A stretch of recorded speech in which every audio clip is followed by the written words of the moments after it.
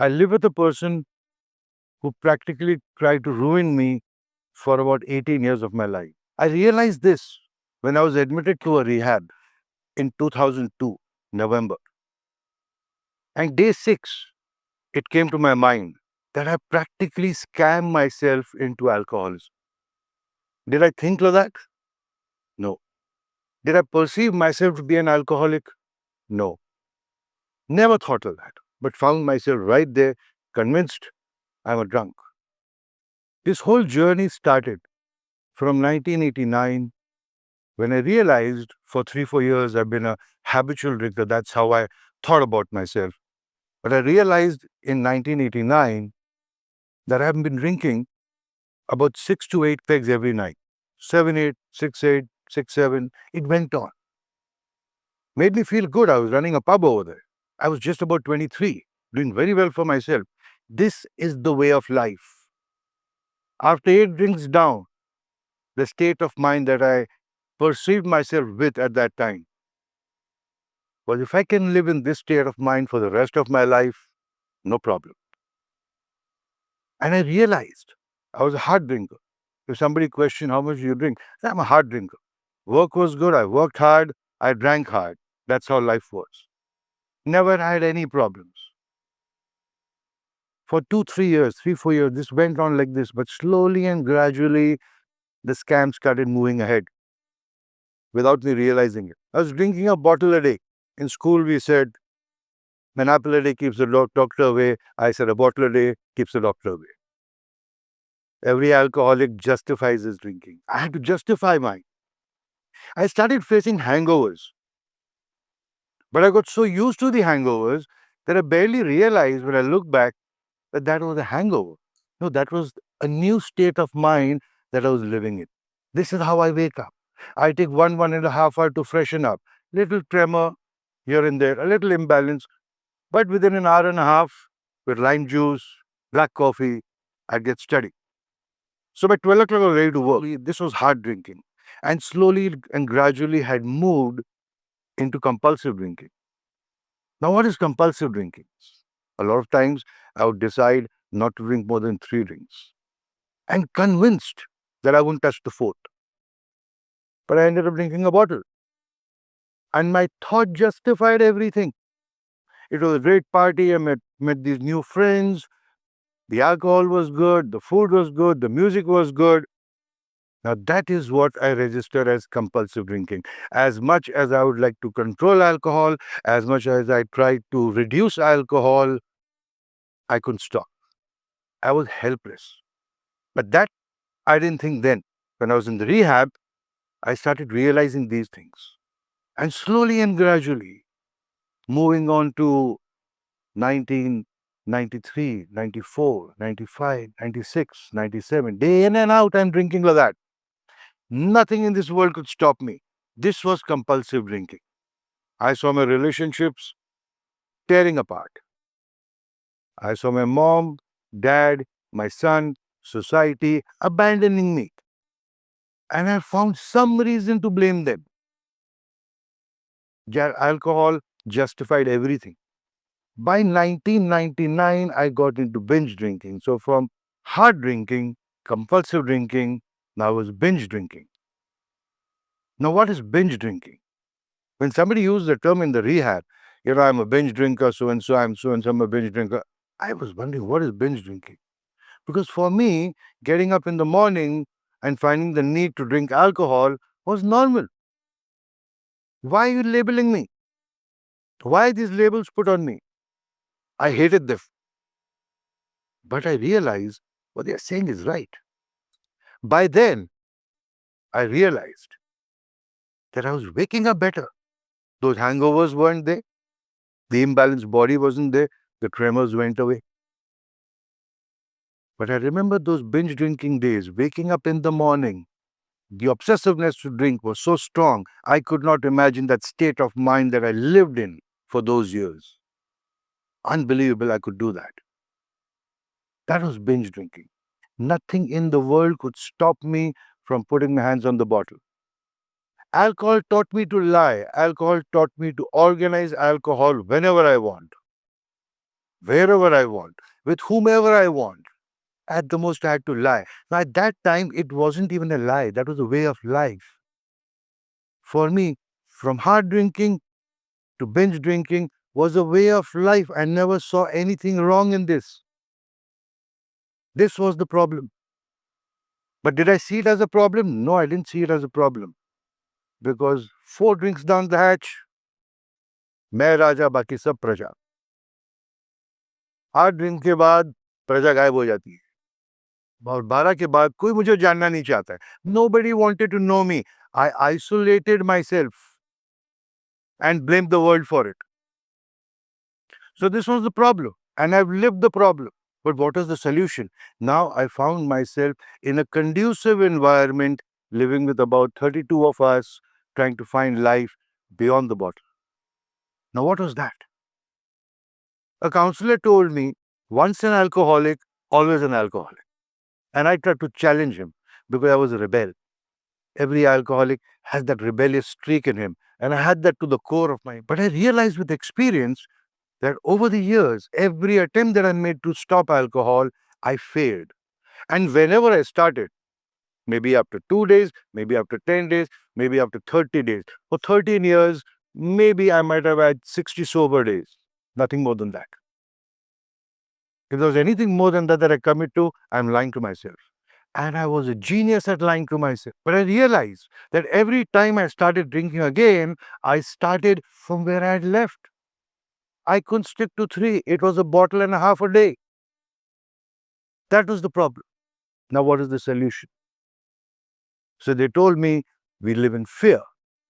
I said, yaar, 8 peg ke baad Raje ko kaun sa cheez ka dar tha? But then I realized, yes, I used to live in fear. And you know what my fear was? What if I fall short of alcohol tonight? How will I manage? How will I sleep? How will I eat?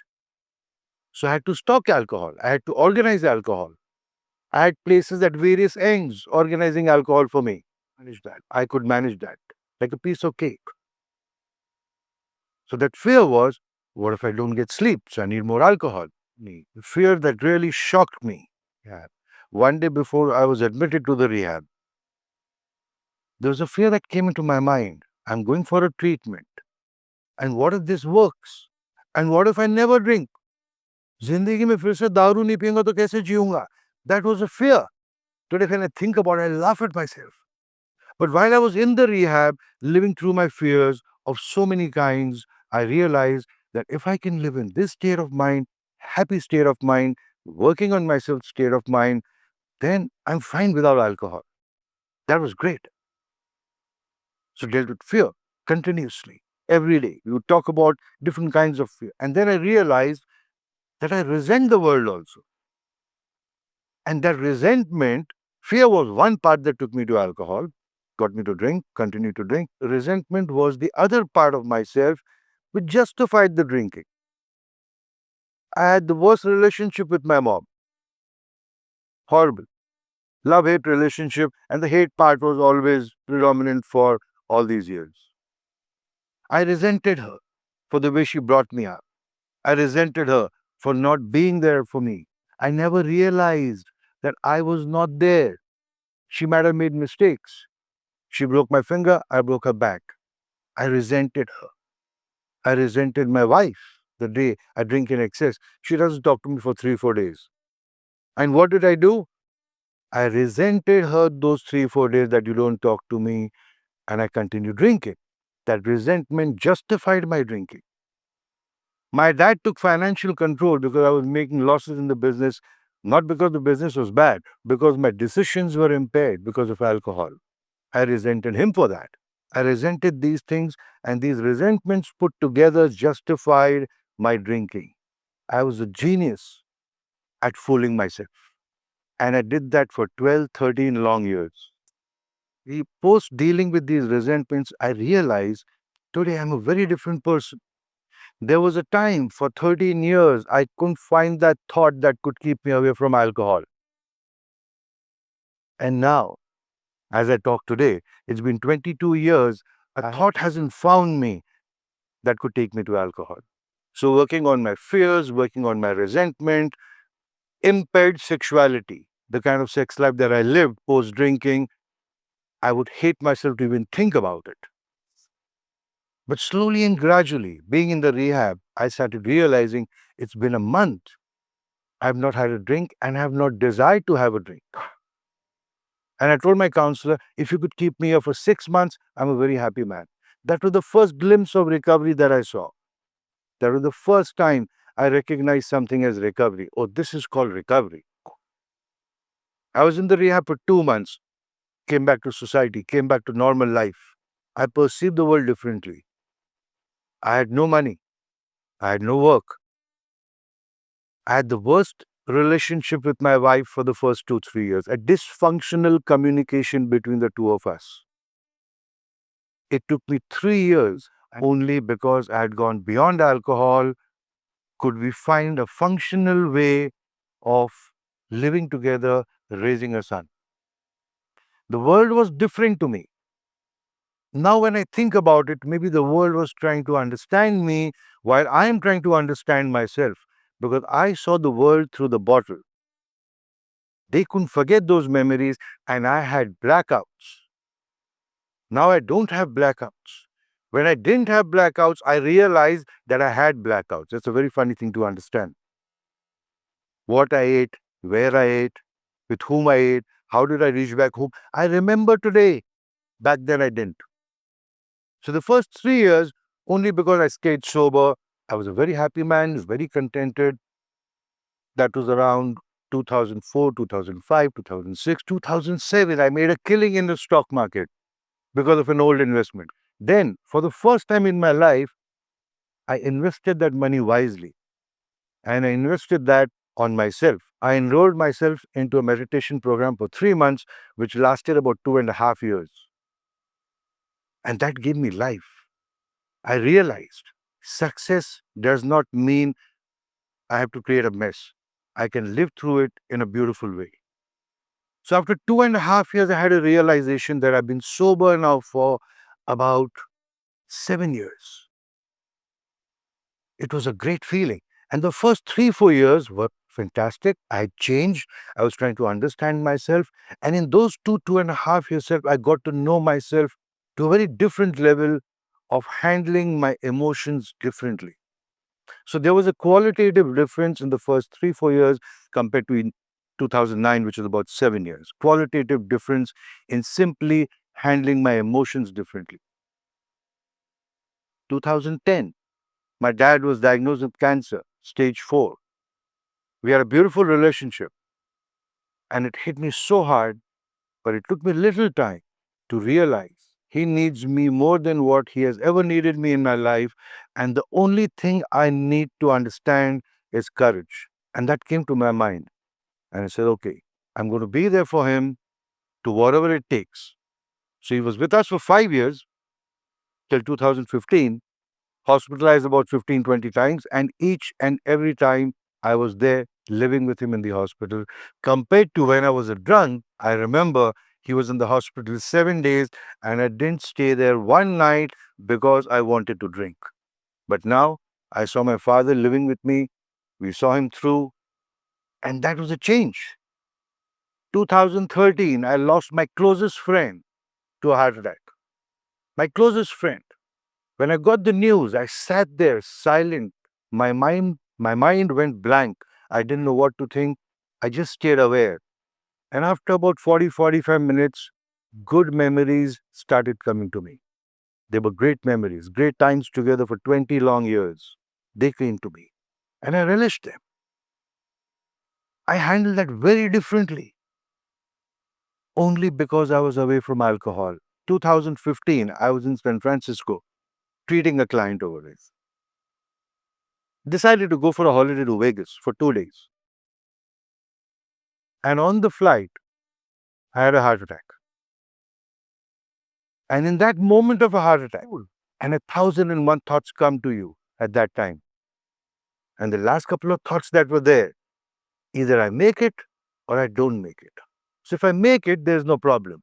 But if I don't make it, the next thought told me I can't do anything about it right now. So let's enjoy a meditation. I don't know how that thought came, but it did. I stayed aware. Simple technique of Vipassana I used. I made it to the hospital, was there for 3 days, couple of stents, and I was out. I was in Vegas for the next 7 days because I was not allowed to travel. But I survived. I came back to India. So the turning point was in my life, without which this day would have never been possible, was my dad catching me red-handed drinking at 10:15 in the morning. The first thought that came to me was there will be chaos in the house again. So I got that drink down, took a second one, got the courage to go and talk to him, and I said, we need to have a conversation. He said, sure. I said, if nobody speaks to me in the house and you guys think that I'm going to stop drinking, you guys think that I'm going to change, you guys think I'm going to become a better person, all of you all are living in a fool's paradise. I had never back answered my father in my life, however drunk I was. I've cried in front of him, but never back answered. And something told me I should have not said that. So my talk changed. I said, Dad, I've tried this, I've tried that, I've tried various ways. I have failed at every attempt to stop alcohol. I know I am destined to drink and die with this glass in my hand, and nothing can stop me. This was in 2002, November. The words that came out of me after that was something I never thought of. And I said, Dad, I'm ready to accept help from anybody who can help me. I've failed. If somebody can help me, I'm ready to accept help. He said, you're ready to accept help? I said, yeah. He said, give me 24 hours. I'll get you help. Next morning, I'm sitting in a rehab at 8:30 in the morning, talking to somebody. There's an intervention. He shared his story about being more than 2 years sober. I got totally convinced. The conversation went on for 45 minutes. I was convinced to get admitted. But there was one problem, that they wanted 4 months out of me, and I was not ready to give them more than 1 month. My dad intervened over there, and his words I can never forget.